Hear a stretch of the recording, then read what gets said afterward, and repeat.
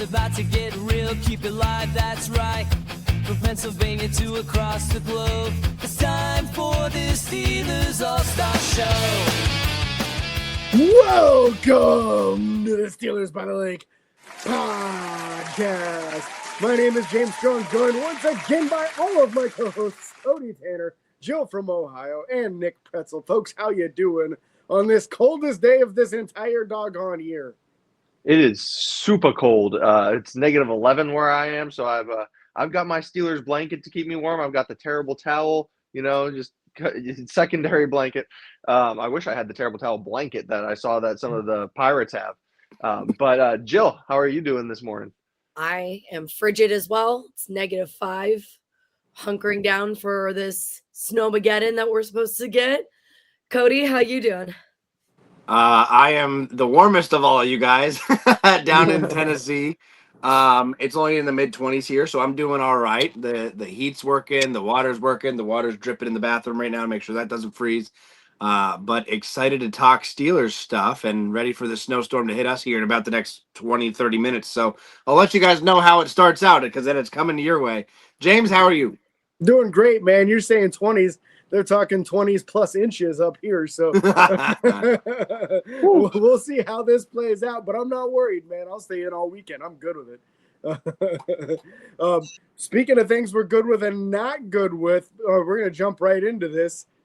It's what we're not good with is the first topic, unfortunately. Sometimes there's fallout when a head coach moves on, gets terminated, whatever you want to say, that you didn't want to see happen.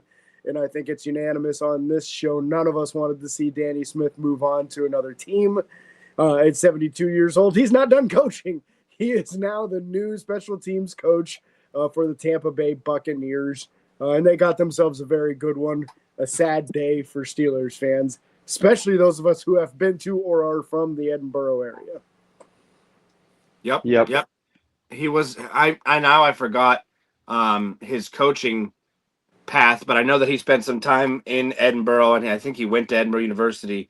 I'll pull that up again just to kind of talk about it. But Danny Smith, obviously the guy that we've all been hyped about for the entire time he's been a coach with Pittsburgh, and seeing him chew gum on the sideline, even getting taken out on the sideline one time, and I think he broke a hip or something or a rib one time. I think he busted his shoulder the one shoulder. time. You're right, it was shoulder. And then you see him lifting weights in the gym with the guys, and they're, that's going to be probably outside of Tomlin for obvious reasons. That's going to be a big hit to the coaching staff carousel that we're about to go through. But Danny Smith was an awesome guy and an out-the-box thinker. A lot of things that he thought of and did special teams-wise. I was excited to see what he did with a couple years under his belt with the special teams kickoff, kick return stuff, new rules. But keep an eye on Tampa Bay. They might have some crazy things happen this year. Yeah, you can't really argue the fact that the coverage units were incredible with Danny Smith. Now, the return units, they needed a little bit of work, but he was also one of the few special teams coaches in the entire NFL who didn't have an assistant. Mm-hmm. Danny was the only guy coaching that special teams unit. And if there's one thing that's more important than the other, I would say it's not giving up the big play, not getting the big play. And they were incredible at that. I mean, I can't tell you without looking it up, without trying to do any research on this, Pittsburgh had two guys that had a significant amount of votes for the All-Pro for kickoff coverage. Ben Skoranek finished third in voting, and Carson Bruner wasn't very far behind him. Mm-hmm. I mean, Carson Bruner just got first team Pro Writers Association for the rookie team for special teams. That is significant. Danny Smith's ability to identify guys that excel on special teams on coverage units was second to none, and something that I hope they can continue, but you do have to worry whether or not that'll be a thing, because it's not like he had an assistant he was teaching. There's nobody else below. Yeah. Which that kind of feels like true in Pittsburgh in general, because, you look at even Tomlin, and I'm like, where's his coaching tree? Yep. His axe is pretty good, though. Did you see that article somebody put out? No. His coaching axe over the years there are 9 head coaches that got fired after losing to Mike Tomlin. Harbaugh being the most recent one. So his tree might not be big, but he's chopping down other people's Chopping trees. down other trees. That's crazy. And to go back to Danny Smith just for a quick second, he attended Edinburgh in the 70s, played defensive back and quarterback, and then he was a graduate assistant there before going to Central Catholic High School as a defensive backs coach, Clemson as a graduate assistant, William and Mary graduate assistant, and then he went to the Citadel as an assistant. Georgia Tech was his first big bump up in the 80s and late or early 90s as a running backs coach, wide receivers coach, and defensive backs coach. And then his first stint in the NFL was with the Philadelphia Eagles, special teams coordinator, defensive backs coach. Detroit Lions, he was a tight end coach. Buffalo Bills, special teams coordinator. Washington Redskins, special teams coordinator. And then he's been with us since 2013 until now as our special teams coordinator before he now heads off to Tampa Bay. So definitely a colorful tree for him there in his growth, I should say. But that was a question also. I know we're going to get into the topic about head coach, for us, but there's also the fact that you talk about him being one of the few people that doesn't have an assistant coach. We're one of the worst teams in the league as far as paying assistants and bringing in assistants that way. And also, we're the only team in the NFL that uses or that shares a practice facility with a college team. And this was all stuff that was talked about on ESPN this week that I was like, holy crap. Like, I knew we still did that, but I didn't realize we were the only one. And so apparently that's going to be a big conversation for guys coming in for looking at this head coach job. But James, let's open up that topic and kind of talk about the guys on the list to watch for. Yeah, there's 6 of them total that are left. So some of the initial list has been signed by other teams at this stage, but that didn't impact things for Pittsburgh as greatly as you might have thought it would. Still remains one of the hottest teams to go to of the available teams remaining. Number 1 candidate on the list here, and someone that Pittsburgh's very familiar with, Brian Flores, the current defensive coordinator for Minnesota, did sign a 2-year extension with them. They did indicate that is a fallback option in case he doesn't get any of the head coaching openings that are open right now, and a very strong coaching candidate. When he was with Pittsburgh for that 1 year before he was basically about to be blackballed out of the league, Mike Tomlin saved his career and brought him in. And what an incredible spike that defense had that year, known for being an incredible defensive mind, but also known for being a little rough around the edges with the players. And a number of guys have spoken out about not agreeing with him or not wanting to play for him, one of which being Minkah Fitzpatrick, which is how Pittsburgh ended up with Minkah Fitzpatrick in the first place. He clashed heads with Brian Flores pretty badly in Miami. He begged his way out. Pittsburgh got him for a first-round pick.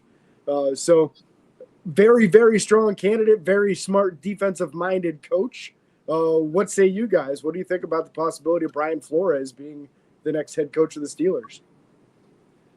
That last point you made, James, about him not necessarily blackballing players out of the team, but essentially, the difficulty to work with him is a concern, especially because Minkah doesn't seem to be the type of guy that's going to be a problem in the locker room. Maybe he was. Maybe that's part of the reason that they traded him back to Miami. But from most of what I know anyway, I don't see Minkah to be a typically very either hot-headed or problematic individual. So to have a player like that want to leave a team because of the coach does scare me a little bit. But his defensive mind, I mean, we all see the results of what Minnesota became when he went there to be their defensive coordinator. So the results speak for themselves. And if he's maybe not as butting heads with players there, maybe that's toned down a little bit, seeing as it might have only been a thing in Miami. So hopefully that's not a factor that he would push players out, but you also kind of need a presence to be a Steelers coach, because we always talk about, what it means to be a Steeler. Like, this guy is a Steelers player and all that kind of stuff. So you kind of need to have that presence, that mentality of, we do things a certain way here. Here's how it's going to be done. This is what we're going to do. So I think Flores sort of embodies that. And hopefully, if he does end up being the head coach, he embodies that in the right way and not in a way that's going to push guys off the team, especially guys of a caliber of player like Minka Fitzpatrick. I said this a couple weeks ago, so I'm sticking with it. I don't want a head coach that's already been a head coach. So I still am with that, and so he is not my top pick. Would I be devastated if he became the head coach? No, but would I be excited? Not even a little bit. Even just looking at like his record when he was a head coach. Now that doesn't say everything, we can't just base judgment off of that, but he had a losing record when he was with Miami overall with the 3 or so years that he was there. He was 24-25 regular season record. And I mean, one of the seasons his first season as a head coach, he was 5-11. So just, I think I especially don't want him to come in because he's already been and this is a hot take, I guess, but like he's already been with us. And so I feel like it's just going to be, he was under Mike Tomlin, saw how Tomlin ran it, and is going to run it similar like Tomlin did. That could be totally wrong, but I don't want that. Like, this is the opportunity we have to go a different direction, still keep our culture, but do something different. And I feel like bringing him in would just be trudging forward with the same thing. And I don't want to see that. So, Yeah, I understand your concern with the fact that he's been under Tomlin's leadership, and so what are the chances he comes back into a place where he saw the way things were run and how comfortable things probably were for Mike Tomlin, and whether or not he would or not, what influence would that past experience have on how he handles things today? And I don't think he would try to be the next Mike Tomlin or anything. I think Brian Flores actually has a very, like, he views himself a certain way. You know what I mean? mm-hmm. He did get into it apparently with an assistant coach in Minnesota, which I don't mind people getting into it with players or coaches per se. I think that we need that roughness, maybe not to the extent that it was. But I'm also with Jill. I kind of don't want a guy who was already on the team to come in and be the head coach and run things. I think this is, like you said, it's an opportunity to go in another direction, to give someone else a fresh start. And that's how Pittsburgh has always been. The last 2 times was defensive minded guy who was a defensive coordinator who comes in for his first head coaching job. And there's an aspect where, I hope they go with a coordinator, and I hope it's the guy's first time being a head coach. But I don't know if I want defensive minded anymore with the way the NFL has been going. But Brian Flores would not be the worst pick by any means.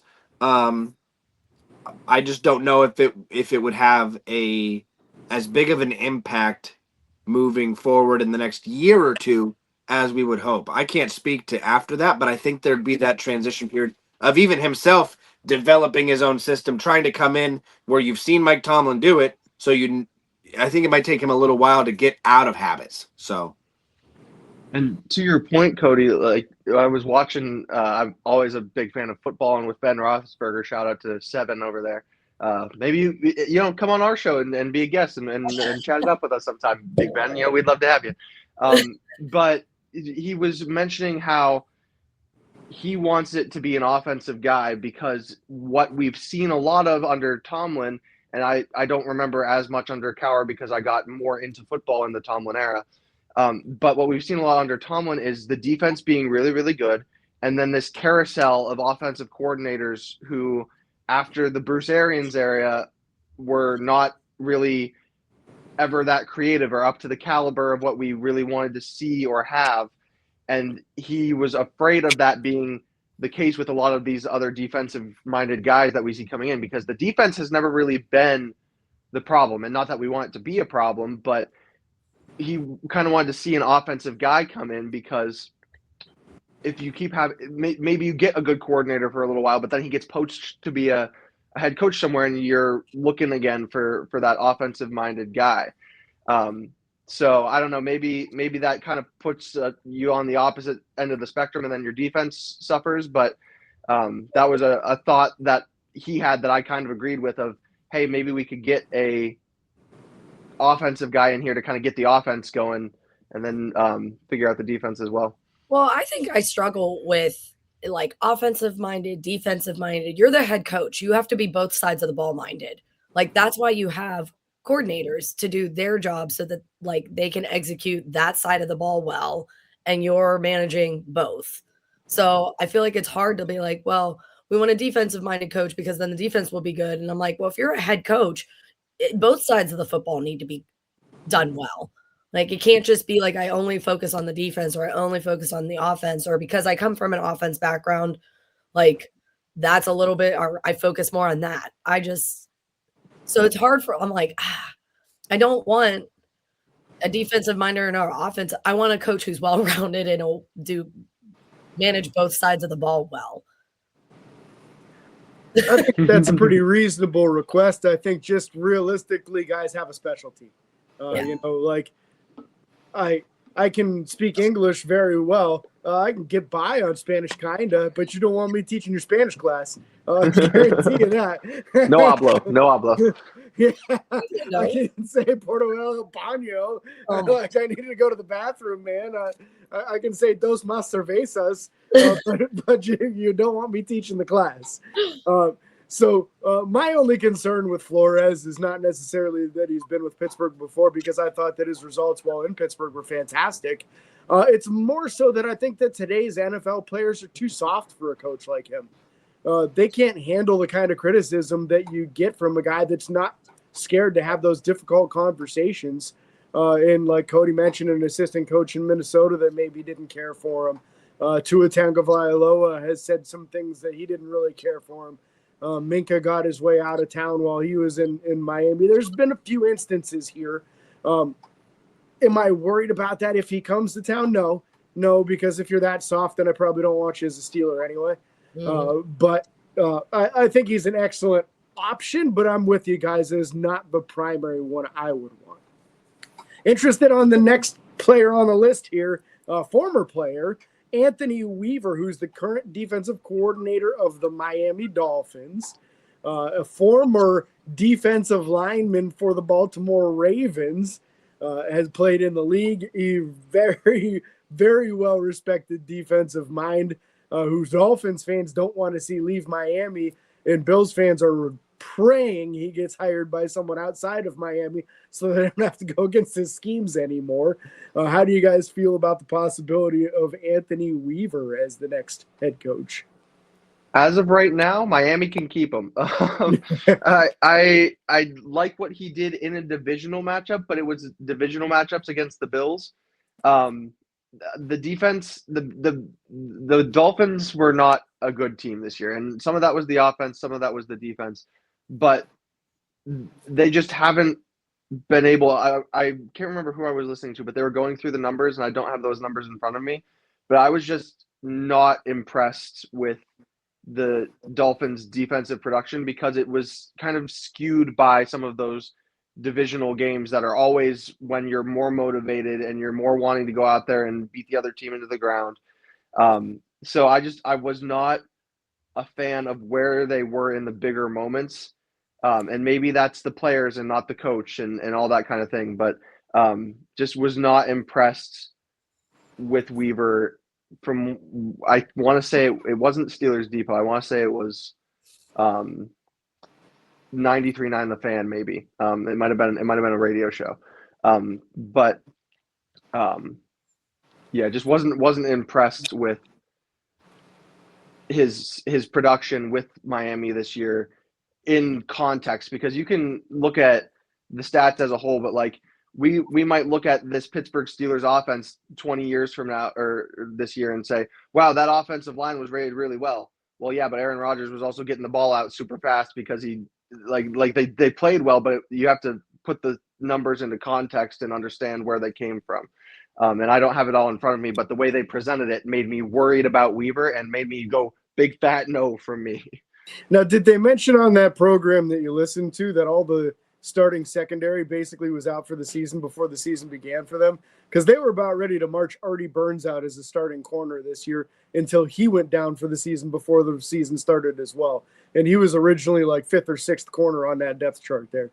They were talking through that. They also mentioned, I believe, they traded Jaylene Phillips through the middle of the season. So they did mention some of the pieces being gone. I don't recall how in-depth they went into that, but they were going through some of the numbers there. Just curious if they kind of factored that in or not, because if your team's in a situation where you're considering starting Artie Burns, then your cornerback room is really, really awful. Really, really rough. Yeah. Jill or Cody? Looks like Jill's kind of have a good coughing fit here right now. Cody, would you like to go next on your thoughts on Anthony Weaver? Yeah, so Anthony Weaver's a guy that would come in with a lot of question marks, in my opinion, and I don't think that's necessarily a bad thing. His coaching path or his coaching career hasn't been any long-term stints anywhere. His longest time was between the Browns and the Ravens. He was with the Browns for 2 years as a defensive line coach in 14 and 15.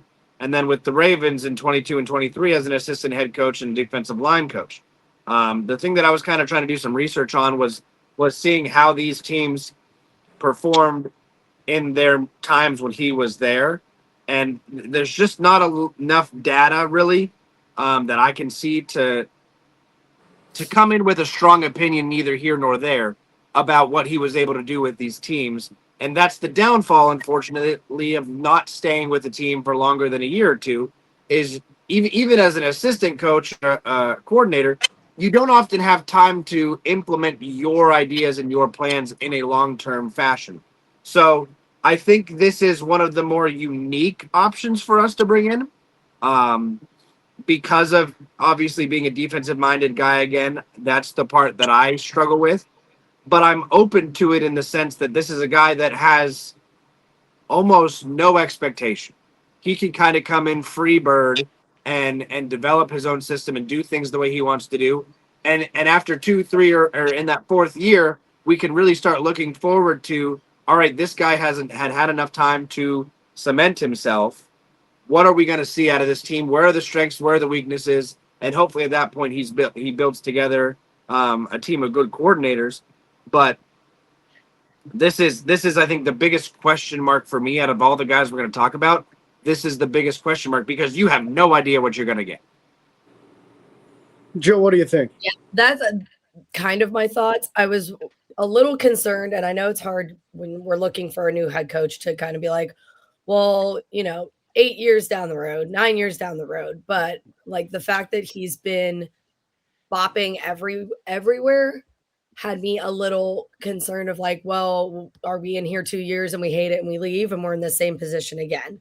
So I don't want to say that I would hire out of like well, in 2 years, what if he leaves? Like if he's the candidate, then he's the candidate.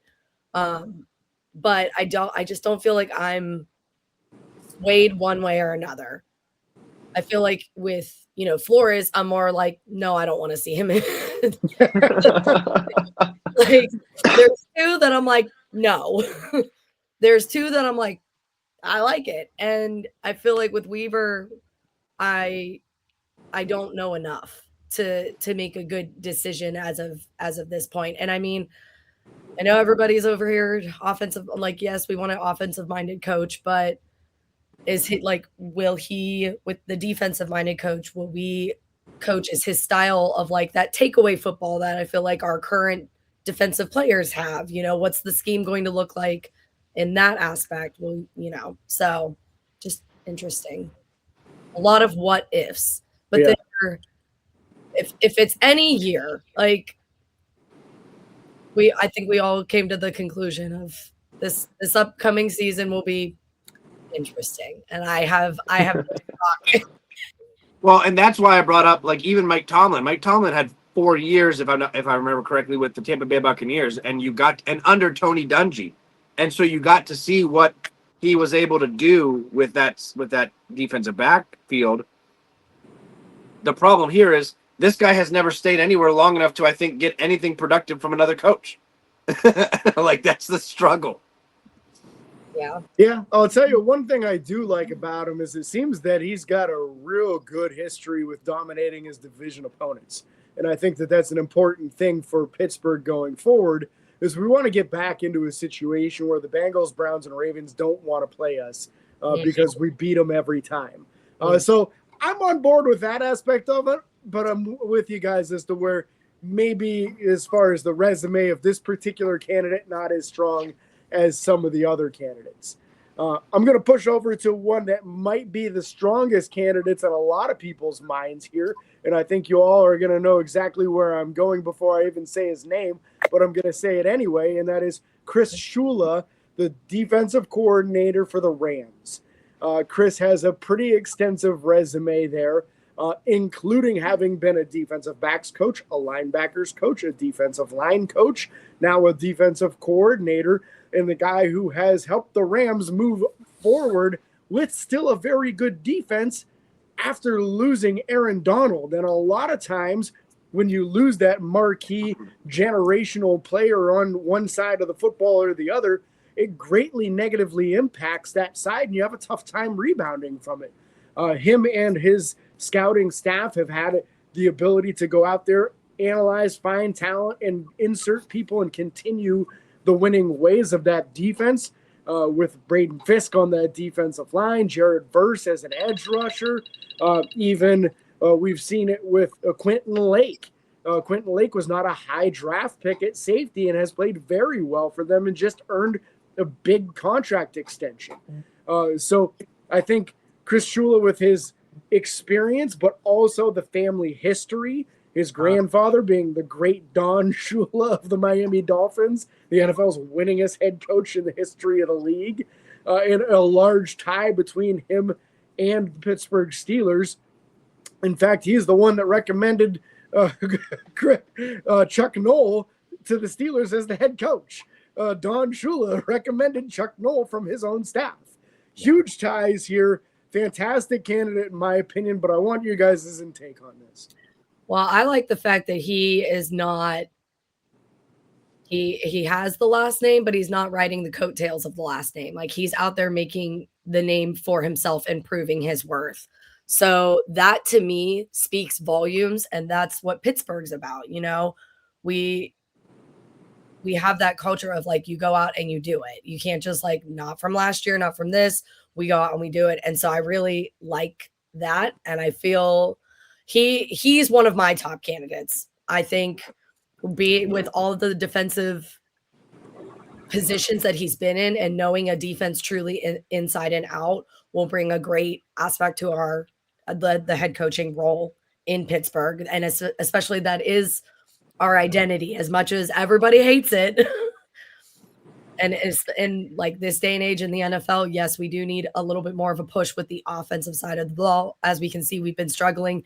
And really, I think this would just be unique to see, because like, who would Shula bring in to develop a quarterback? I feel like that's where our head coaches, or that's where Mike Tomlin lacked, is he was good at developing the defensive side of the ball, but there was, and even like, like you look at our running backs, like Faulkner did a great job this year with Warren and Gainwell. You know, we have good pieces on the offense. Where we lack is developing a quarterback. So I would be interested to see who Shula would bring in, which would be awesome if it would be a package deal with the next person. I mean, if we want a tinfoil hat theory, like if we want a tinfoil hat here, but you know, what would that look like to make a push to find the franchise quarterback, or just like develop? Because this draft, which will be a later episode that we will talk about, because position, we could spend the whole hour just talking about the what ifs and the what would we do. But I think Shula is one of my top. He's the top two for me. The one thing I'm gonna say that I don't think I've heard on mainstream sports coverage or Steelers coverage yet is I want to start arguing the fact that Mike Tomlin couldn't develop a quarterback, and argue more of the fact that he never even tried. every quarterback that I think of that we brought in didn't get more than a half a year of actual playing time to do anything. I mean, I've watched Trevor. You shake your head. Hang on. Wait. Pickett got a year and a half, so that's not true. Pickett was up and down with injuries. He never, he never. If I'm gonna look back and see his starts and stuff. But I know that his second year, rather than even give him a chance to come out and try his second year, we brought in Justin Fields and Russell Wilson and immediately gave the job to Wilson. I mean, and it's an aspect of Mason Rudolph was never developed, and that might have been a Ben thing. So I'll say that Ben hated him. But then obviously Mason came back. But I can't think of a time where we got to watch a young guy have an opportunity the way that I've watched CJ Stroud struggle for the first few years and now is playing fairly well. Trevor Lawrence come in and struggle for, obviously these guys are high picks. I understand that. DJ tore the league up his first year. He didn't struggle. He struggled his second year, did he not? His second year, yeah, but he was incredible his first year. Why would you not go back to him? Okay, He's already been incredible in the league. He also just threw like 4 picks against the Patriots. Quarterback, unfortunately. I'm still seeing guys come in and have time to struggle or succeed and not get rushed out the door. I feel like we have rushed every young potential guy out the door in Mike Tomlin's tenure. That wasn't obviously Ben Roethlisberger because he was already there.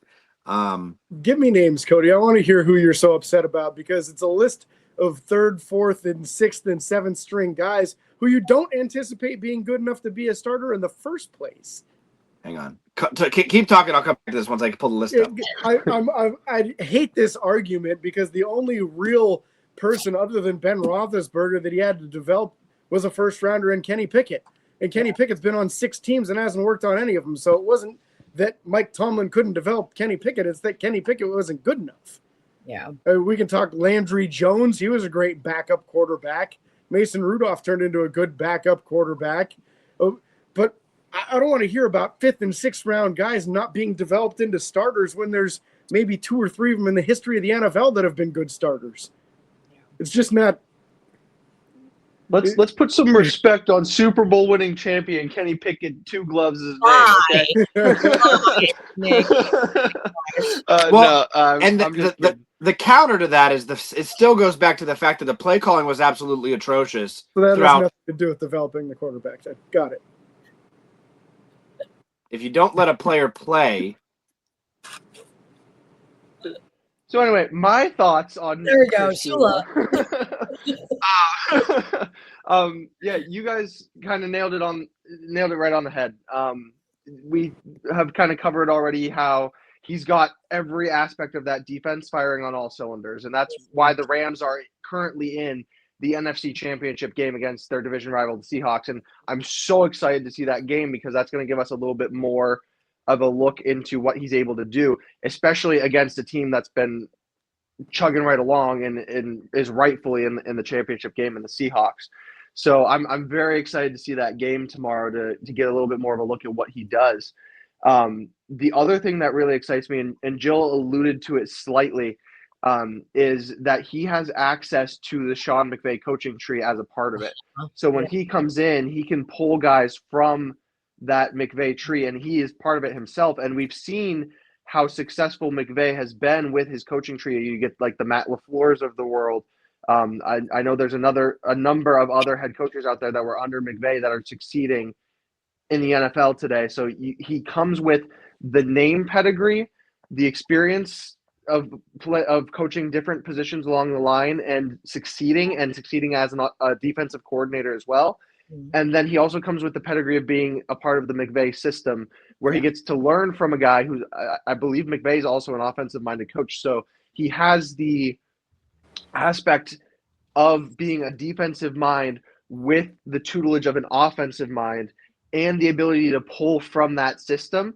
That seems like a winning thing all around. So he's the defensive-minded coach that I worry about the least, not because he's a Shula, but because of what he has around him and what he's been able to put out there, which, as you all mentioned with Anthony Weaver, was a big hang-up of, like, what even is he? And, like, that could be a great thing, and we could be rolling the dice there and making a good call, or we could be rolling the dice there and making a terrible call. So Shula seems to be the most stable, I want to say, word, or like he has the highest floor out of all of these coaches, in my opinion, in that you're not as worried about him crashing and burning. It's just what level of a ceiling is he going to provide with a head coach position with this team, and is the upper level management going to give him the keys to be able to do what he needs to do, or are they going to be kind of still stuck in the same old kind of ways that they've done for years and years and years? Yeah. And he's young. I mean, younger, like 39. So we like to see that type of The age. longevity, which might be a problem with They- some of the other coaches. trademark right there, you know. I don't know. Tomlin was what, 37? 35. 35. Okay, so Shieldhouse is 35, but so like longevity, right? I wouldn't be mad about that, you know.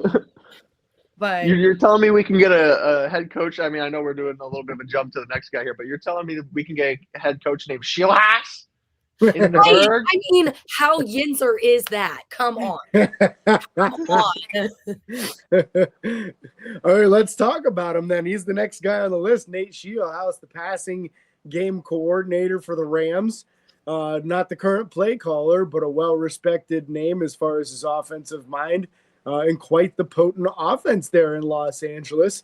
A lot of us have voiced our opinion, hoping to see an offensive-minded coach, and this seems to be a very bright up-and-coming coaching candidate here. Now, the only drawback with these Rams candidates is that you can't interview them again until after this weekend. And then depending on whether or not they win, if they go to the Super Bowl, that could delay your process a little bit on assembling a coaching staff. But to me, if they're the best candidate, you don't let that affect you. If you can't assemble the perfect coaching staff this year, then you work on it in next year's offseason. You get the best you can this year. You move forward with it next season. But the possibility of Nate Shieldhouse is a very exciting one to me, and one of the ones I would put in the highly considered list personally. But what do you guys say about it? I mean, he's top two for me. Shula and Shieldhouse are my two. I would love to see in Pittsburgh. It's Shula or it's Shieldhouse. I think the city overall, like Steeler Nation overall, is probably pulling for Shieldhouse simply because it's an offensive-minded head coach, and that's what everyone's calling for. So again, I would like to see him simply because it is the other side of the ball with that knowledge that he would come with. And again, tinfoil hat, like bring Shula along with you. Come on over, package deal, guys. That would be fantastic. And even if that's just for 1 year or 2 years, because, you know, either one of these candidates, if they were both, for some miracle, they both ended up in Pittsburgh, you know, I don't think that would be long term. It would be a 1 to 2 year maybe. And then whatever head coach, you know, whatever team needs a new head coach, whoever is not our head coach might get poached by another team. But I don't think that should stop you from assembling that for a year, because I'd like to see the dual impact of both of them being with us and seeing how, like, maybe what players we can acquire or what schemes can get drawn up that would then continue on after they left. So I don't think we'll get Sheila if Shieldhouse is the head coach, but I think there's a chance of getting Shieldhouse as an offensive coordinator if Shula is the head coach. Yeah, that's the concern there. Yeah. But I do think that I think in that scenario, I'm comfortable with it because of the impact that I think Shieldhouse would have as a head coach or as an offensive coordinator. Mhm. But I also think Shula's not going to be the guy that's going to come in and just not care about his offense. He's going to have some type of input that is productive that I don't feel like we had before. Yeah, so Shieldhouse is exciting to me. One, because Shieldhouse as the coach is just so much Yinzer. It makes so much sense. But you know, he worries me slightly, even though he excites me, because he has the same sort of not in the exact same vein as Anthony Weaver, in that Weaver's bounced around, but that he doesn't have A lot of it. the extensive experience of a higher level coaching position, in that he hasn't been a coordinator. And fun fact here for you: Pittsburgh is interviewing a passing game coordinator when they don't employ one on their own team. We don't have a whole lot of coaching, like lower level coaches that focus on things that other teams do. We, I believe, have like 18 total coaches on the roster, which is one of the lower numbers, if not the lowest in the NFL. So Pittsburgh might need to allow some expansion of that there, which might not be possible depending on how all the money shakes out. As Cody alluded to, we have some of the lowest paid coordinators in the NFL. So how are we going to be able to bring in passing game coordinators and everything like that? But to bring in an offensive-minded guy from the McVay tree who got to study under McVay, who's in charge of the passing game for a team that's really solid in the passing game. It's an exciting prospect. And again, I think it's another roll of the dice here, because he doesn't have some of the same length of coaching experience or some of the same level of coaching experience as some of these other guys. But still has access to that McVay knowledge and that McVay tree. Maybe not in the same way that Shula does, but would be an exciting guy to bring in, if for nothing else but his Yinzer sounding last name. I think this is probably the biggest gamble to me out of all the candidates. A lot of them, you kind of know what they are on one side of the ball or the other, and we have a feeling that this is a very good offensive-minded guy. My thing here, and I think I personally like Chris Shula a little bit better than Shieldhouse as a head coaching candidate. But if you go the Shieldhouse direction, you don't have to worry about who is your offensive coordinator and is he going to get poached every couple of years, because it doesn't matter, because your head coach is the guy that's really running the offense anyway. It's kind of like Andy Reid running your team.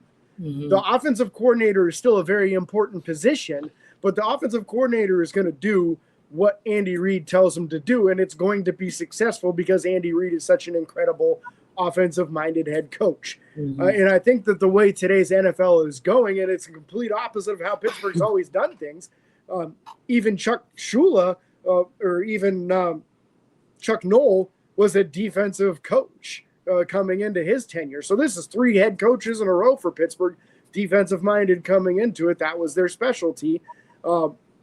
Maybe it's time to get a guy that's running the show that is going to focus on putting 30, 35 points a game up, who thinks that a quarterback throwing for 3,500 yards is way below expectation instead of exceeding expectation, like what we're used to. That's a kind of an exciting thing to me. Pittsburgh's had a good history in the last 10 years or so of identifying wide receiver talent in the draft. The last couple haven't been as good as they have been previously, but they were able to move on from guys and even trade for really key assets. Like, say, Chase Claypool didn't work out for us long term, but they were able to offload him and use that pick to get Joey Porter Jr., who's one of the better corners in the entire NFL right now. Yeah. So if we go back to those ways of loading up at wide receiver, maybe we can be that team that goes 3 wide receiver, forces teams into their nickel defense, and then runs all over them because they got nothing but small guys out there trying to cover our wide receivers. The possibility of completely shifting how Pittsburgh does things and having that be our future of a team that's just running gun and putting points on everybody is pretty exciting to me. I'm not going to lie. I'm a defensive-minded guy. I love defense. Every sport, defense is my thing. But I don't know, man. You get me a fun offensive mind like that, a young guy who's probably going to show some innovation and maybe some plays that we haven't seen in a while here. I feel like that was an important part of the run for the Steelers when they won Super Bowl 40 and 43 is the innovation on offense. Mm-hmm. You saw a lot of like wide receivers throwing touchdown passes and identifying those mid-round guys who could do multiple things, and then the other team isn't aware of it, and then you pull this trick play out of nowhere that nobody sees coming. That was a strong and a large part of the success of that team back then that Pittsburgh's kind of gone away from. The concern of turning the ball over too many times has made them not want to throw over the middle of the field. And then that kind of eliminates trick plays too, which does keep teams on their toes on the defensive side. So I'd love to see somebody like Shieldhouse. I think he'd be a tremendous option for Pittsburgh. Is there anything anyone else would like to say about him before we move to our next candidate? Cody, are you going to make it? Yeah, I had a sneezing attack for like 5 minutes just now. We're fighting through it here, guys. Everybody's a little under the weather and something going on, fighting the cold, but we're going to fight through just like a true Pittsburgh native would. In our next candidate here, Mike McCarthy, the oldest candidate of all of them, the one with the most extensive head coaching resume, a Super Bowl champion who actually beat the Pittsburgh Steelers in Super Bowl 45 while coaching Aaron Rodgers. Unfortunately admitted during his time in Dallas that he lied about watching tape to get the Dallas head coaching job, but then did move on to win, what was it, like 12 games, 3 seasons in a row while there. So he does have some success as a head coach, but does anyone really want a 62-year-old head coach right No. The, No. the idea of Mike McCarthy is like bringing in Patrick Peterson and Darius Slay and all these guys to be your, like it's the failed, this guy had success and we're going to do it again.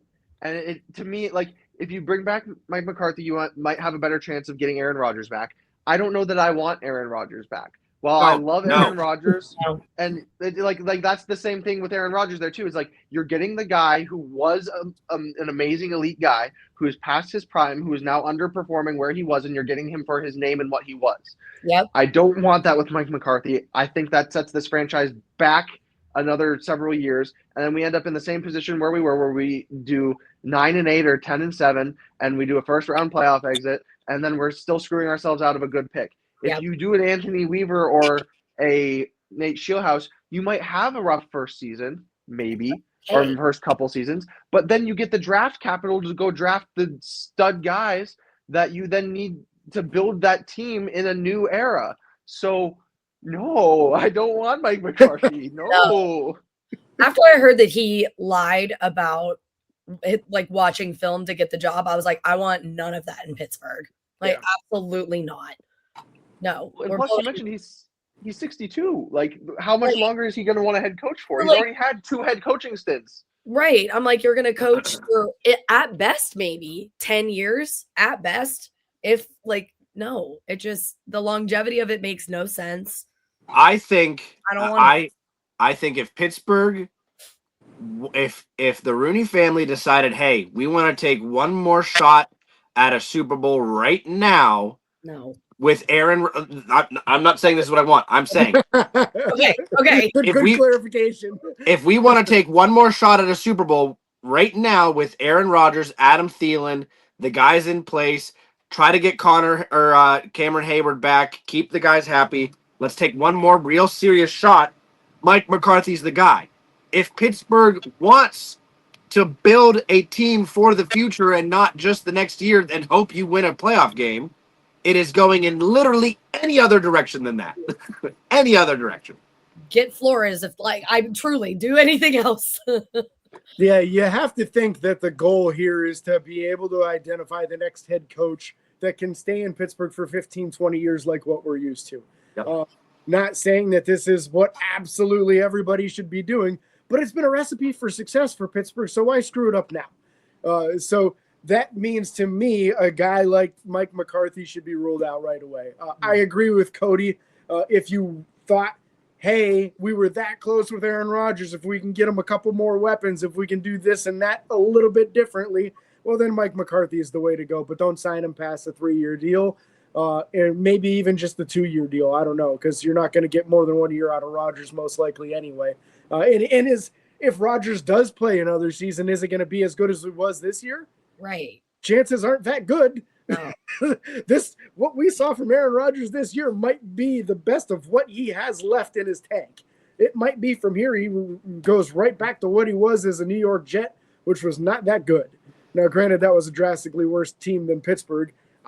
just for 100% clarification, I don't want Aaron Rodgers back at this stage either. Yeah. Was I happy to have him last year versus the other options? Yes, because the other options weren't very good. I'm hoping that he offloaded enough knowledge to Will Howard that Will Howard can move forward. I don't like this upcoming quarterback draft class, unfortunately. So many guys that went into the season as strong candidates put up just absolute turds for seasons, or got injured, or decided to go back to college for another season. The class is weak this year, unfortunately, outside of Fernando Mendoza, which you'd probably have to give the Raiders like 18 first-round picks to get them off of Mendoza. So no point in trying to do something like that. And I still want to see Howard. I still want to see Howard get a shot. I'm not worried about a quarterback this year other than bringing in a young guy to have him there. Yep. Yeah, I mean, let's be real. If Pittsburgh addresses the biggest holes on offense, which right now to me is the left guard if Isaac Seumalo leaves, and another wide receiver, preferably somebody who can get some doggone separation and win quickly in his routes to get that easy, quick throw for the quarterback that isn't just the dump off to running back or tight end. Right. If you can solidify those two things, the rest of the offense is a pretty darn good football team. Yeah. So you can insert a medium talent quarterback and probably have some good success with that kind of offensive line, the appropriate guard and wide receiver, maybe even bring in 2 wide receivers if you don't think Roman Wilson can develop. I think he probably can. But I don't know, man. I feel like they're just a couple pieces away from being able to insert a guy like Will Howard and expect decent results from him. Yeah. Well, and when you think about it too, is first off on the Howard thing. First scenario, he comes in, he does really well, you're happy. Second case scenario, he comes in, he struggles a little bit, and you're maybe not in the best position in terms of wins and losses, but then you get that high draft capital to build around either him or another, or pick a guy, and then you're still in the early spots in the subsequent rounds to get more pieces to put around him. So build a team this year with the picks that you have that might not be as high of a caliber pick that aren't going to get you that quarterback that you want, and find pieces to put around that quarterback. Build your team and stick your quarterback into it. Don't find a quarterback and then build your team around him, because then if you lose that quarterback, say he goes down to injury, well, now you're trying to make him, that whole team that's built around your quarterback, fit your backup or a guy that you bring in or something along those lines. So if you build your team and then insert your quarterback into it, you're going to have a lot more success than if you try to piecemeal together a quarterback and then the team is all centered around that guy. It's very interesting because I'm hearing different arguments of that, like with that. So I'm pretty sure Roethlisberger on his podcast was saying something about like, you have to build the team and then you stick the quarterback in, which I found funny because it felt like Pittsburgh did the opposite with him. Like we were building around Ben and then you put in any other quarterback and it wasn't successful because it wasn't Ben. But when you go to Ben's first year, he's a 24-year-old guy with Alan Faneca. You know, he's got those guys around. When Ben was inserted into the roster and had early success, it was that model. Yes. It was Ben came into an elite team, correct, and then became what he was because he had veteran guys around him that didn't put the pressure on him to make it be him that led the team. Go ahead. Sorry. So Ben, no, that's okay. I was just gonna say Ben's the prime example of stick your quarterback into a good team. Yes. No, I agree with that point. I'm saying more in his later years where it was like we're trying to build, like keep him and sustain him instead of like building the line. So not when he first. And in the later years, we had no success. Like that's when we won the Super Bowl, was when we stuck Ben into a roster that was complete. Yes, and that's the argument, because I'm like, I don't understand. I know we're going a little off track from our notes. I'll try to keep it brief, but like I don't understand why we would try to go for a quarterback at this moment. I mean, maybe like Malik in the free agency, maybe, but to me, I'm like, and you know me, I don't trust an OSU quarterback. I don't. But I don't. It's true. But to me, it's like, what do we have to lose? We stick him in there and it goes really well. We stick him in there and it goes poorly. Like, are we afraid that it's going to go poorly? And that's why I don't know. I'm like, just let it, you know what? If it falls flat, it falls flat. You get draft capital, then you can build that successive offensive line so that when you do get your guy, stick him right in, just like what you were saying. Mm-hmm. So anyway, okay. Yep, they need to get back to the point where they're able to be proactive in drafting guys a year or two before they need them, instead of a holy crap, we're going into this draft, and if we don't hit a starting tackle, corner, linebacker, and safety, we're screwed. That's too much, man. That's too much. You need to be getting these guys on the roster a year or two before you need them, so they can learn from your vets and keep that chain rolling with success. And I think that's where they screwed up with the whole Roethlisberger thing, is that they never went first round quarterback while Ben was still on the team. If you wanted somebody to learn from Ben, it needed to be a high investment while he was on the team, and not a third or fourth round guy that everybody else didn't think was a starting quality quarterback either. So that would have been my argument on that. Last guy here, real quick here, Clint Kubiak from Seattle, the offensive coordinator. He was listed as somebody that we wanted to interview, but we have not interviewed yet. And because of how things played out, won't be able to interview him until after this weekend, assuming Seattle loses. If Seattle wins, we would not be able to interview him until after the Super Bowl because of some funky, weird rules in the NFL, and Pittsburgh having not interviewed him during the wild card round, which they wouldn't have done because they had a head coach and didn't know he was going to quit. So Clint Kubiak, OC for the Seattle Seahawks. What do you guys think about him as an option? I think it's another young offensive guy that I think would come in and make an impact from an offensive standpoint. But I also think there's a very low bar set for offensive standards right now with the Pittsburgh Steelers, which sounds crazy. Like, we did have a semi-successful year, in my opinion. Aaron Rodgers played fairly well. But again, this is a guy that I think if he comes in, there's a chance that, like you said, James, the offensive coordinator that comes in isn't quite as stressful or strenuous or important as it would be if we bring in a defensive-minded guy. That's my main take on that one, but I still think there's other names I like more than that. So I don't want to fall on the last guy that I really like. I hope we get one of the other guys. Yeah, I don't have too many thoughts on Kubiak. I think that Seattle's been doing a good job this year with their offense. I think their defense is more their calling card, but to see Darnold being able to play at the level that he is with pieces like JSN and Cooper Kupp, I mean, it would be a cool story to see Sam Darnold go and win a Super Bowl, because he's been kind of thought of as not an elite quarterback for a long time, and then to see him go have success in Minnesota and then be able to continue that in Seattle. It shows if you have the right offensive mind, like the Kevin O'Connells of the world, which I believe is also one of the McVay guys, the Clint Kubiaks of the world, who are able to elevate these players, because I believe McDaniel or McDonnell is the name of the head coach in Seattle right now. He's a defensive guy as far as I'm aware. So you get the right offensive mind. A quarterback who's thought of as not an elite guy can be elevated to a better style of play if he's got the right coach and the right pieces around him. And so that's where I think Kubiak is an enticing candidate. He's not my favorite candidate on the list, but I definitely wouldn't be upset if he was the guy that they went with, to be like, let's bring in an offensive mind who's had success and see what he can do. Yes. Well, and wasn't he a quarterback coach at some point?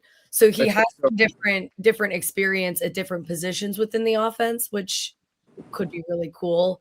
And, we just talked about how it's been missing of developing a quarterback. And so, right. I am intrigued by Kubiak because of that, where I'm like, well, I'd like to see what he would do at the quarterback position. What moves would he make? And even just overall as an offense, knowing the offense more in and out, because he was a positions coach as well. But my biggest downfall is the fact that we can't talk to him until the Seahawks lose because of the dumb wild card rule. That needs changed. So I don't know who I need to write to, but that the NFL, that needs changed, because you're putting such a disadvantage to all of these wild card teams that now can't talk to a potentially good candidate. So that's my downfall is we'd have to wait. And I don't like if Shula or Shieldhouse, like not that I'm rooting against the Rams, but I am rooting against the Rams because it'll make it so much easier if there are guys. But and I love the Rams. They're actually one of my favorite teams, which is besides the Steelers. So, but you don't want to like pass up or have to play the waiting game just so you could potentially talk to him, which I don't think they would. Like if Shula's the guy, they're going after Shula. If it's Shieldhouse, they're going after Shieldhouse. But I feel like that's one of my drawbacks is they have to wait to talk to Kubiak. So if it's McCarthy, they're going to the retirement home. Bye. I honestly couldn't agree with you more on any of what you just said there, Jill. Biggest drawback for this guy is not being able to do anything for too long. At this stage, we already talked about it last week. This upcoming week, we've got the East-West Shrine Bowl, and then next weekend, we've got the Senior Bowl. Mm-hmm. Tell me what coaches on this coaching staff are going to be either one of those games. There is no coaching staff. So it's the scouts. The scouts at least didn't get disbanded. We still have our total scouting staff. But one of the things that has been a hallmark of the Senior Bowl every year is seeing Mike Tomlin front and center in the middle of those drills running half of this stuff, and he won't be there. Yeah. Our coaching staff will not be scouting either game, and that's an issue. So you got to get this in place immediately because not long after that, we're coming up on the NFL Combine. And the Combine, you usually send your entire coaching staff, and there isn't one. So it needs to be assembled quickly. I think Kubiak would have been a great option had they been able to do this earlier in the process. But, unfortunately, circumstances kind of ruled them out, in my opinion. But anybody have anything else on these guys before we get to this free agent list, which is pretty extensive, but I think a lot of them are going to be pretty easy conversations, to be honest, here. And speaking of pretty easy conversations, the easiest conversation you should have is where to eat for dinner. And my decision for where to eat for dinner would be the Edinburgh Hotel Bar. Programming of Steelers by the Lake podcast is underwritten in part by the Edinburgh Hotel Bar, 100 Meadville Street in downtown Edinburgh, providing a variety of lunch and dinner items daily, and featuring buzzworthy pub trivia every Wednesday night at 7 p.m. Details are available at 814-734-5103 or online at edinburghhotelbar.com. Very good. All right, this free agent list, folks, I think a lot of these guys are going to be an easy conversation. And first off, out of the gate, I'm going to go the unrestricted guys first, which means once free agency starts, they can sign with anyone. We can sign them before free agency starts if we so choose. Kyle Duggar at safety. Anyone looking to bring Kyle Duggar back? I wouldn't mind it, but I'm not like jumping out of my seat to bring him back. His price tag is 4.5 mil or 14.5 mil. Well, that's just what he was making previously. I know. I'm out on Duggar. You need some youth in this room, and I think your starting safeties are in place. So no Duggar for me as well. Aaron Rodgers next on the list. Who wants Aaron back? That is unanimous. None of us want Aaron back. Thank you for your service this year, Aaron. It was nice to have some hope for a short period of time. But outside of that, time to move on. Adam Thielen has already retired. Anybody want him to unretire and come back to Pittsburgh? That's a guy that I would take as a leadership role for a young quarterback, but I'm neither here nor there. In my mind, that's a Hines Ward working with Ben Roethlisberger. That's what that is. Yeah. A much appreciated role that he played this year when he came into the offense. We immediately saw an increase in offensive productivity, better running game because of his blocking capability. He still has value at this age, but you do need to develop young wide receivers, and that would – him being on the field prohibits young guys from being on the field. Right.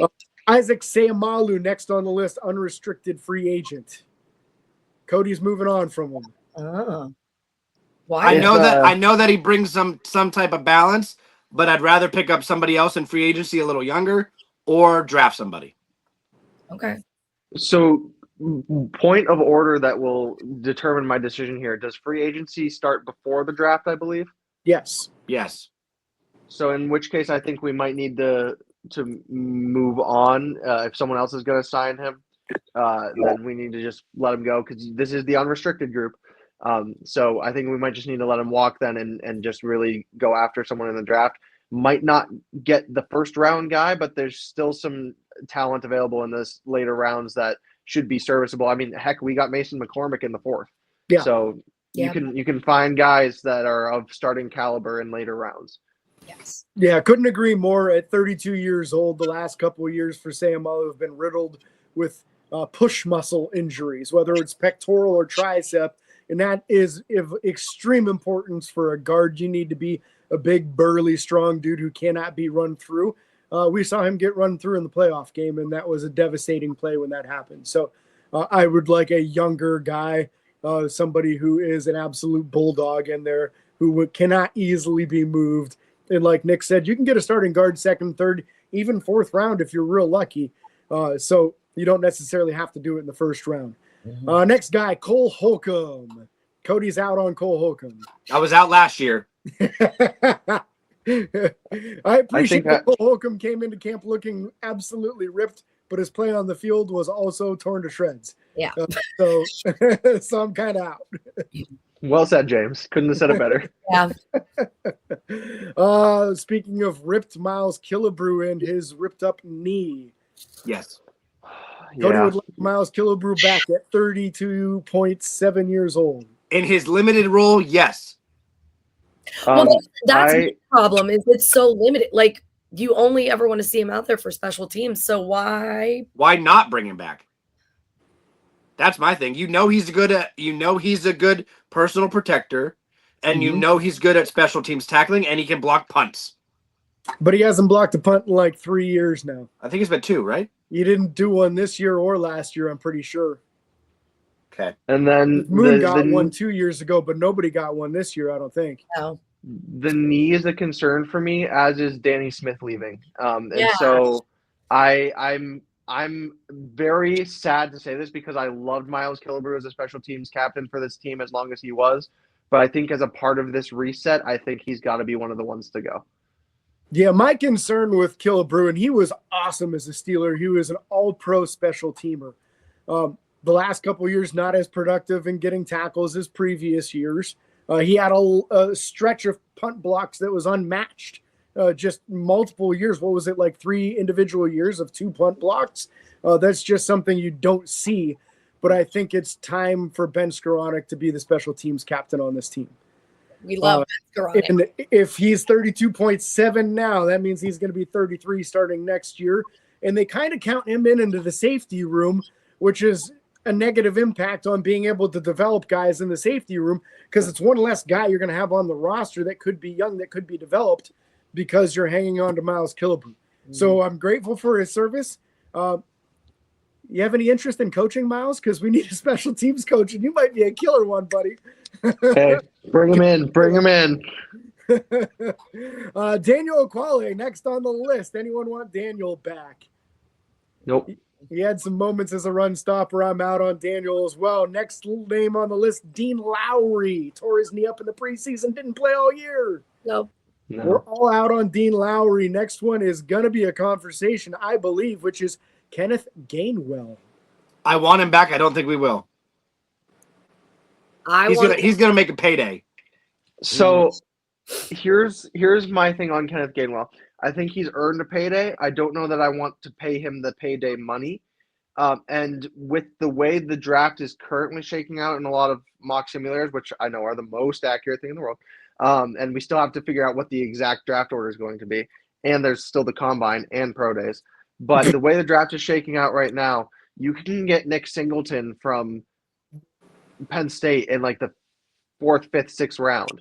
That's a pretty solid running back for depth if you're not confident in Caleb Johnson being able to be your number 2 guy. So while I would love to bring him back, I don't know that the price tag is one that I'm comfortable with for trying to rebuild a team. I hope he does well, and I loved having him, and I hope we can bring him back, but I don't think that it's going to be the amount of money that I'm comfortable paying him to be a number two running back. That's why I think we're losing him. I think Pittsburgh would love to keep him, but I think someone's going to pay him a lot of money, and we're not going to even try to compete with it. Joe, what do you think? I would love to keep Gainwell, especially with potentially new coach, like all the new coaches. How would we utilize him? I think he did so much for us this season. My concern is that, like, if we did keep him, would his role, he'd still be number 2, but like, would we go after receivers because we know what we have with him in receiving? Like, would we be as aggressive?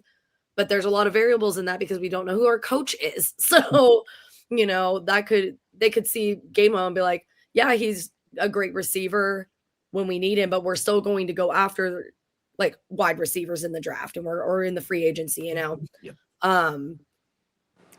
I wonder what the price is. Because if we can keep him for a decent price, I'd like to keep him. Under $5 million. Yeah, that's exactly what I was going to say is you can't pay him more than you're paying Jaylen Warren. So if you pay him $5 million a year or less, I'm in. If it's more than that, then you kind of are saying this is our feature running back, and I don't want him as the feature running back over Jaylen Warren. Yeah. So that's the most precise way I can sum it up without going on a super long rant on that. Next one I think is going to be pretty easy. Isaiah Loudermilk. Cody, you want him back? I do, for one reason and one reason only. The defensive line is very questionable. We don't know if Cameron Hayward's coming back. I'd like to keep a potentially somewhat younger guy at 28 on the team to be able to at least come in if we need him to. That he already. Well, let me clarify. He doesn't know the defense because we're going to have a new defensive coordinator. Never mind. Bye-bye. Like, what? I talked myself out of it. Glad we got there. Okay. Yeah, my thing with Loudermilk is that anytime he was asked to fill in as a starter, he was targeted and abused. So I can't even look at him and say this is a very capable high-end backup because I don't think that he is. I think he's a low-end backup defensive lineman that knows what he's supposed to do but doesn't have the physical attributes to be able to do so. Well, and at 28, I don't think he's going to develop anymore. The benefit he had was that he was also able to bounce out to edge rusher and be on the outside linebacker position. However, they used him for that. I'm not saying he was good at it. However, with the depth we have at that position now, absolutely not. My exact point was Nick Herbig and Jack Sawyer are on this team. We don't need. Yeah, you don't want Loudermilk out there. Next guy on the list, another old safety. What a weird thing. Chuck Clark. Anyone want to bring Clark back? No. We're all out. Duggar over Clark any day. You skipped one on my screen, so I'm curious if you're going to get back to him. I got a feeling he's lower on mine because there's one guy completely out of order on my screen. So I'm guessing that's who that's going to be. Andres Pete, next one on my list here. We're out on Andres. I'm okay if he stays, but it's got to be that dirt cheap, just like he was. Yeah. No, go ahead, James. I'd take him out of that minimum deal because I think he's a decent quality backup, but at 32 years old, he's not developing into anything larger than he is right now. I want Pittsburgh to go after offensive line depth in this draft, whether it's early rounds to replace guys or late rounds to have some lumps of clay that you can try to develop. So I don't see Pete as being necessary because you can grab. And I mean, you know what you have in him as a backup if you need him, and he was serviceable. But there were times out there that I was watching him get abused too, and I'd rather try to take a shot on a young guy and give them a chance and try and develop them, and recognize that it's depth and that it's not your starter. So you don't really you're not banking on them being elite right away. They're a plug and play in a injury scenario, and I recognize that offensive line injuries happen very frequently. But worst case scenario, you're having an off year as your first year, I think anyway. So hopefully, best case scenario, you don't need them. So I don't really see a need to bring him back unless you said, James, it's a minimum deal. Yeah. Mm-hmm. Next guy, Scotty Miller. Anyone want Scotty Miller back at 28 years old? Didn't think I'd be saying this, but kinda. I'm in that boat, but it also depends on keeping or not keeping someone later on in this list. I don't think you keep both.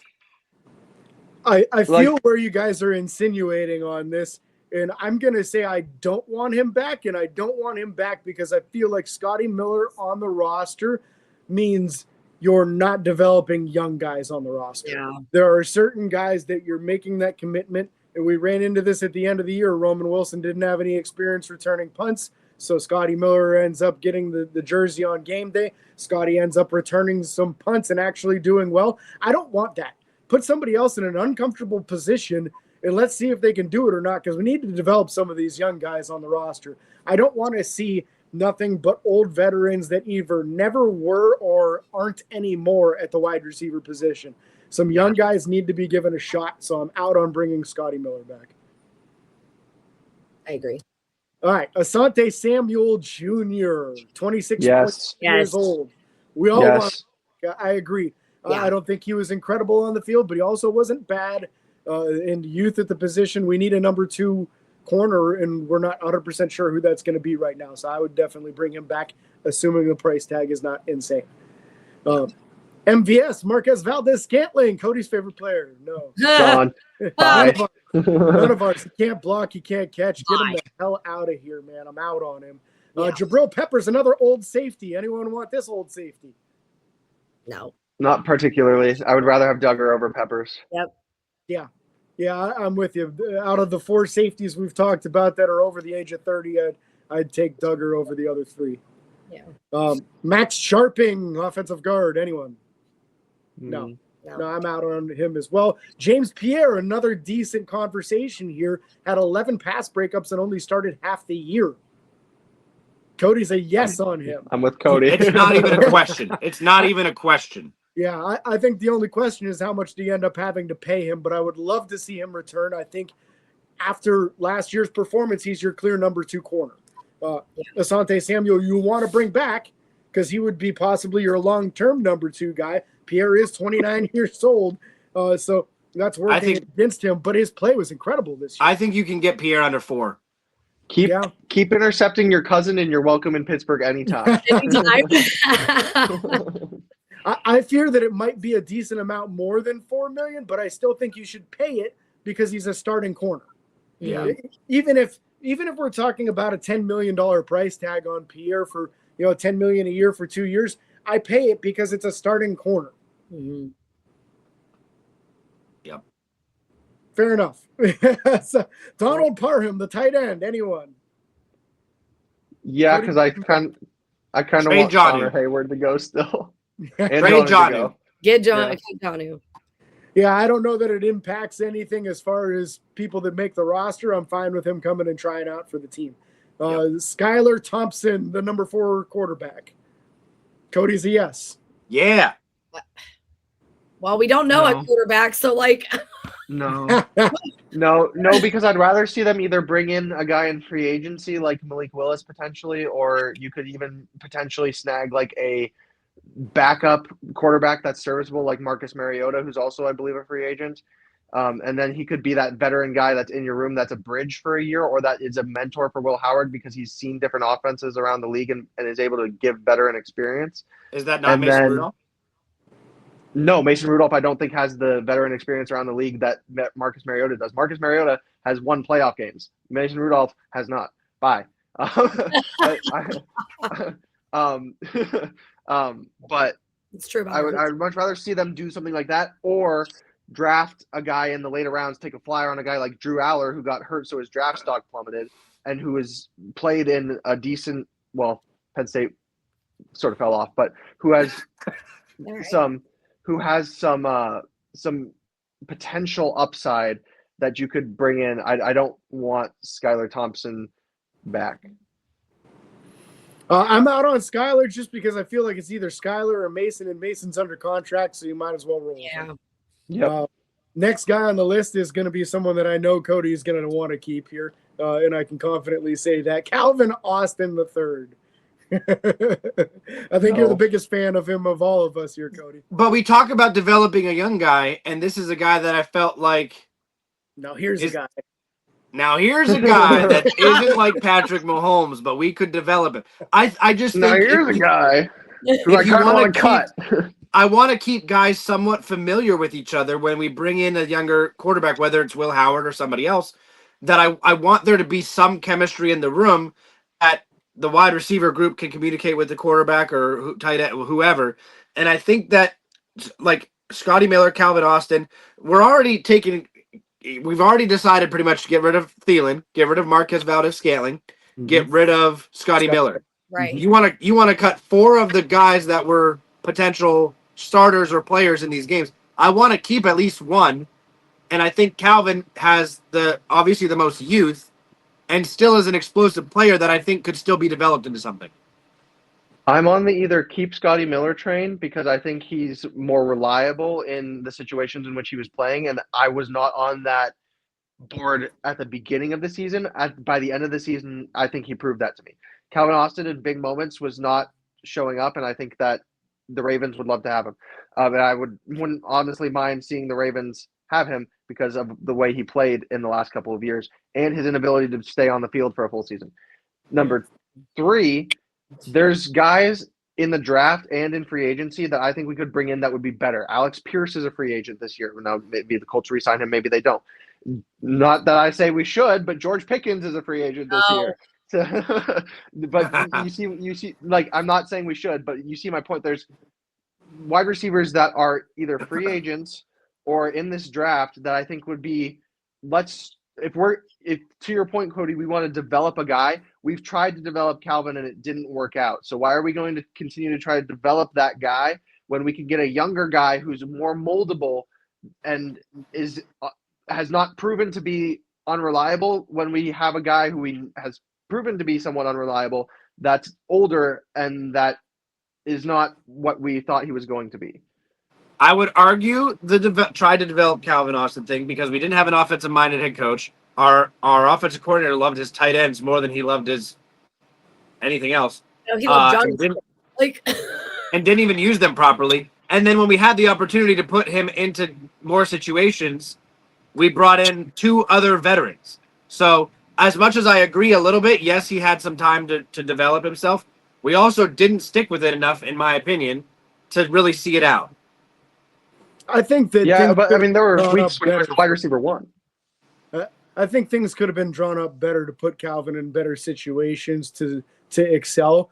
But there were some moments this year with games on the line where he got his hands on the ball and it popped up and turned into an interception in some awful moments. In the back of the end zone in one game versus the Seahawks. There was another one he tipped up, got intercepted. That interception in the playoff game was intended for him.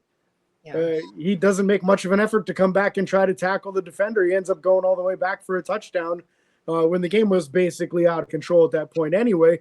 But I want to see what somebody's got heart-wise when the game's already over. And there's only a couple guys can stop that defensive back from turning that into a touchdown on the play. I wanted to see more from him on that play. So it's tough for me to stand behind Calvin Austin and say, let's bring him back when it's a big boy league and he's the smallest man on the field every single week. And unfortunately, he plays like the smallest man on the field every week.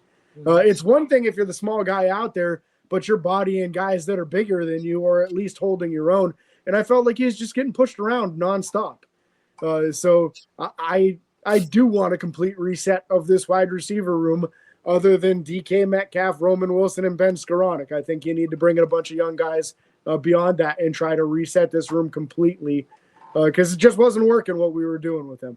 Right. Go ahead. Sorry, Joe, go ahead. Well, I was going to say, like, to your point, because I'm thinking, like, well, DK was not exactly great in a lot of prime moments as well, but at least DK tackles.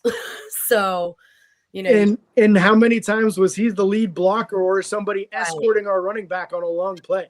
Right. Like he's literally dropping the ball when he's catching it, but at least he makes up for it in the fact that he's getting his blocks and tackling guys. Like it's not it's like Calvin Austin, you're not making the plays, but then there's no heart behind the rest of your actual play style. You're not tackling. Like you've got speed, and that's about it.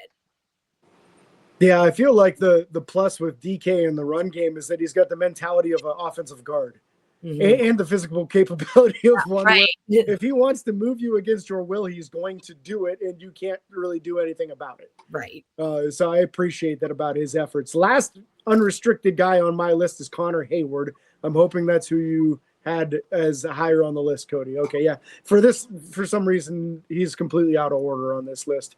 But It's Connor going by their last contract value. That's why. that makes sense. Yes. I thought it was because we already wanted him off the team, so we put him on the bottom of the list. That's my thoughts. I think he's a great special teamer. I think if the next team that comes in, or the next coaching staff that comes in likes that Spartan play, Yep. he's good on it. He's creative. I think he's a better player than most people give him credit for because he's just lacks size. But I am not. I'm neither here. That's like one of the few players I'm neither here nor there. If we keep him, cool. If we don't, okay. I won't be mad if he comes back. I'll say that because I think he proved his worth on the Spartan play. Before the Spartan play, I was out on Connor Hayward entirely. He can't block. He's just not as physical in his receiving game because he's undersized. And so it's just one of those things where I'm like, yeah, but because he proved his worth, like you said, Cody, also able to contribute on special teams. I think there's other guys that you can get for special teams. So if it's only a special teams role, I'm like, but Right. the Spartan kind of provides that extra value. But can you find another guy that can contribute in that way? Or is the new offense going to run a different version of it? I think will play a big role in whether he stays or goes. And does Cam retire? On a vet minimum deal, bring Connor back for that. Let him try out for the team. Yeah. I agree the special teams value is good. He excelled in the Spartan play, but I do expect that to be outlawed this season. So I don't know that we're going to have the option for a tush push next year. So we'll see how that goes. Restricted guys, there's only 4 of them, and then there's one exclusive rights guy. Restricted first one on the list is Asezi Otamewo. Cody's out on Asezi. Nick is a no, it looks like. Jill, I'm okay on a vet minimum deal on Asezi, but he didn't really prove much this year. No. Ryan McCollum also restricted. We like him as a backup, it looks like. Yeah, I'm cool with him on a vet minimum deal as well. Yep. Jeremiah Moon also restricted. Cody's out. Looks like everybody's out on that. Too much depth in that room. And he doesn't give you anything on defense. He's a special teams only kind of guy. He'd be like your next Miles Killebrew if you brought him back. Yeah. Corliss Waitman. Yeah. Cody's big Yes. Yes. Yeah, bring him back. We're all yes. I think this is the best punter Pittsburgh's had in like 6 or 7 years. So I'm on board with it. He had a couple bad games at the end of the year, but his playoff game was excellent, and most of the season was very, very good for him. Yeah. Best punter since Ben Roethlisberger. Scary but accurate. Exclusive rights, which means we can get him back and nobody else has the option to sign him from us. Basically, one guy, Jacob Slade. That's a defensive lineman, practice squad guy. Yeah, let him try out for the team, but yeah, fine. Yeah. That's our list. So only a couple of guys that are real serious conversations on that entire list. Most of these guys are going to be gone, in our opinions. Yeah. So that's going to wrap up today's show. Look forward to next Saturday's show as we're going to talk some college stuff, some things to talk about in the draft hype. Nick's very excited. It's very exciting. Maybe There's a lot of things to talk about moving forward. So, Nick, send us home.